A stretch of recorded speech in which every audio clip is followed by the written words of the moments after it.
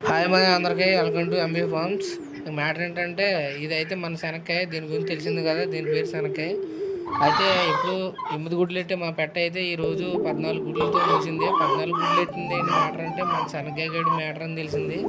అయితే 14 గుడ్లను పదగేయడానికి అయితే నేను ఊకని తెచ్చుకున్నాను. ఊక అయితే మనకి గుడ్లు బాగా వేడవు, బాగా చల్లబడకుండా అన్నీ పొదుగుతాయి.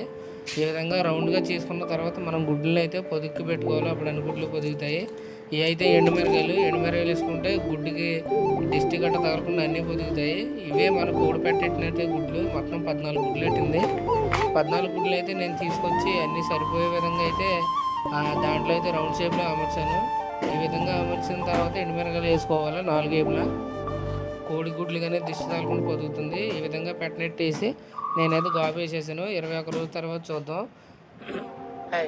ఈ విధంగా బ్రహ్మానందంగా చెప్పినట్టయితే మన ఛానల్ సబ్స్క్రైబ్ చేసుకోండి. అలాగే మరిన్ని వీడియోలు మన ఛానల్ పెట్టడం జరుగుతున్నాయా. Subscribe MB farms 999.